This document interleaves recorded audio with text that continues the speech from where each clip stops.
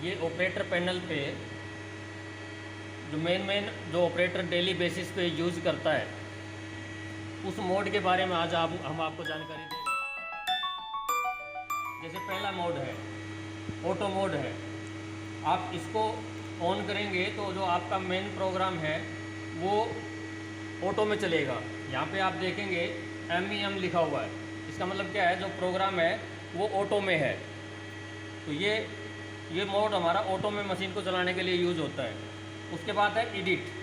अगर एडिट में हम मोड को कर देंगे तो हम प्रोग्राम में कोई भी चेंज है उसको चेंजिंग कर सकते हैं। ये इसका फंक्शन है। MDI के मैनुअल डाटा इनपुट बोलते हैं इसको। इसमें अगर हमने सपोज करो कोई टूल घुमाना है, जब सेटर सेटिंग करता है मशीन पे तो तब इसका यूज करता है। टायर्ड को मूवमेंट में लाना है या फिर चक्के को घुमाना है तो उसके लिए MDI में मैनुअल डाटा इनपुट करता है। जैसे मैं एक टूल को घुमाना चाह रहा हूँ, 2 नंबर टूल को घुमाना चाह रहा हूँ। यहाँ मेरा 1 नंबर टूल है इस पोजीशन पे, लेकिन इसकी जगह मैं 5 नंबर टूल लाना चाह रहा हूँ। तो मैं प्रोग्राम में भरूँगा T0505 एंडो ब्लॉक इंसर्ट और उसके बाद साइकिल स्टार्ट बटन दबाऊँगा। तो आप यहाँ देखेंगे कि हमारा जो स्टेशन है वो चेंज हो जाएगा। ठीक है फ्रेंड्स, यहाँ पे हमारा जो है वो 5 नंबर टूल आ गया है।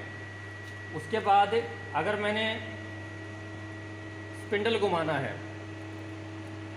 तो स्पिंडल को मैं इसमें M03S 1500 RPM पे मैंने मोमेंट लानी है।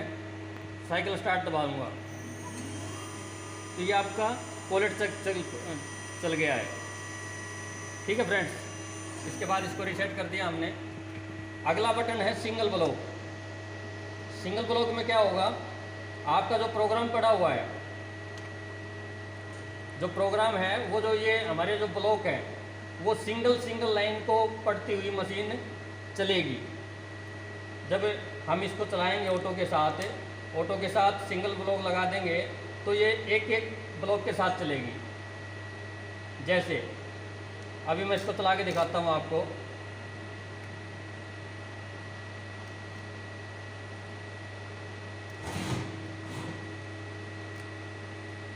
ठीक है, ये एक ब्लॉक चल रही है, यानी ऑटो में नहीं चल रही है मशीन। उसके बाद ब्लॉक डिलीट या ब्लॉक स्किप। हमें क्या होता है कि अगर इस प्रोग्राम में 2 या 3 लाइन हमें चलानी नहीं है, वो एक्स्ट्रा डली हुई है, या जैसे फोर्जिंग पहले ज़्यादा आ गई थी बाद में ठीक आ गई है या कम आ गई है, तो हमने फेसिंग के कम करने हैं, फेसिंग के जो कट हैं वो कम करने हैं, तो यहाँ पे हम स्लेश डाल देते हैं ऐसे करके। तो अगर हम इसको बटन को ऑन कर देंगे तो उन ब्लॉक को मशीन रीड नहीं करेगी, यानी उनको जंप करके मशीन चलेगी। उसके बाद आता है ऑपरेशनल स्टॉप। जब एक ऑपरेशन होने के बाद जब दूसरा ऑपरेशन होगा तो उसके बीच में मशीन के अंदर M01 कोड होता है कि ऑपरेशनल स्टॉप के लिए। तो इस बटन को जब हम ऑन करेंगे तो M01 पे मशीन जा करके रुक जाएगी। ठीक है, ये आपका जो बटन हो गया, ये साइकिल ऑन का हो गया। ये बीच में अगर मशीन को रोकना है तो फीड होल्ड का हो गया। उसके बाद रिफरेंस पोजीशन। सपोज करो आपकी मशीन यहाँ बीच में खड़ी है और हमने इसको होम पोजीशन में लेके जाना है। होम पोजीशन या रेफरेंस पोजीशन एक ही बात है। तो मैं इस बटन को पुश करूँगा और ये हमारी X प्लस और X माइनस Z प्लस, ये एक्सिस के सिंबल यहाँ दिए हुए हैं। तो अब मैंने इसको होम पोजीशन में लेके जाना है। X पोजीशन को, पहले X पोजीशन को होम पोजीशन करूँगा तो X बटन को दबाऊँगा।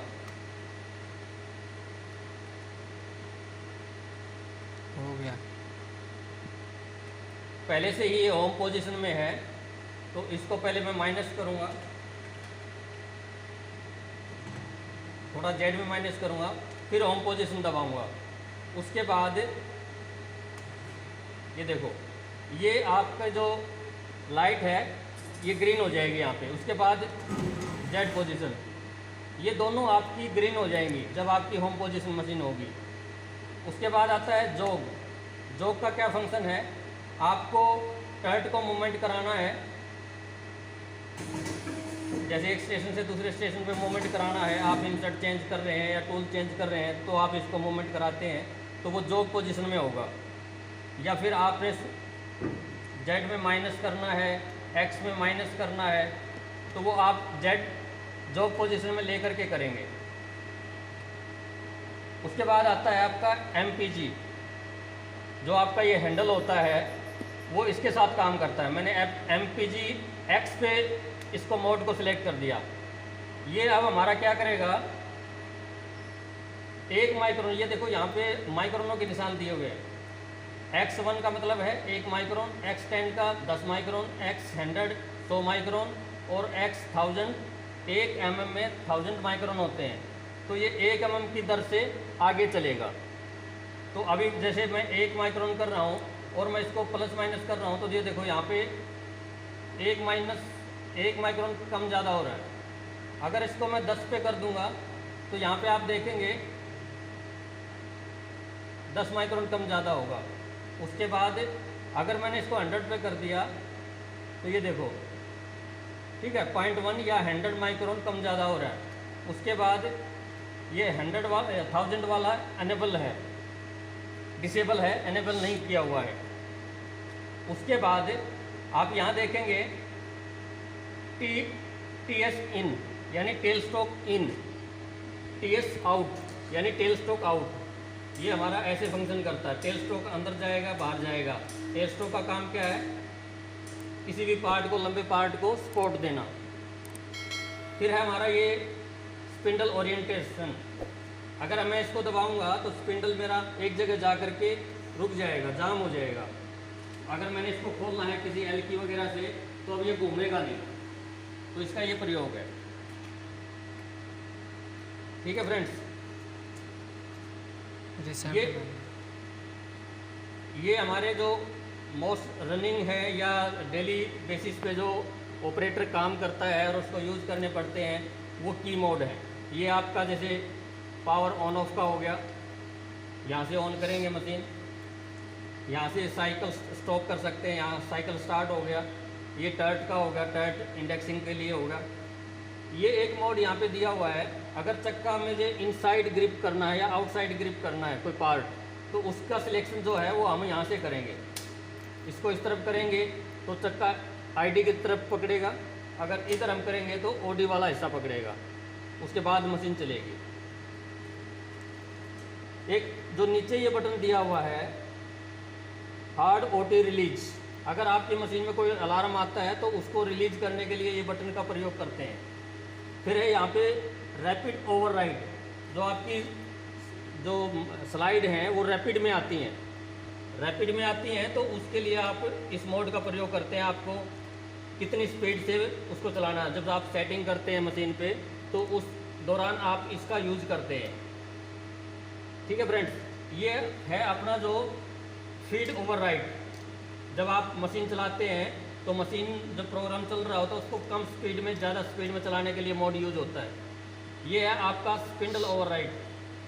आपको स्पिंडल की जो RPM है वो कम ज़्यादा करनी है तो हम इससे भी कर सकते हैं। ठीक है फ्रेंड्स, ये आपका हो गया एडिट की लॉक। अगर आप इसको ऑन करेंगे तो आप प्रोग्राम इनपुट कर सकते हैं, अगर इसको ऑफ कर देंगे तो आप इसमें प्रोग्राम इनपुट नहीं कर सकते। ठीक है फ्रेंड्स।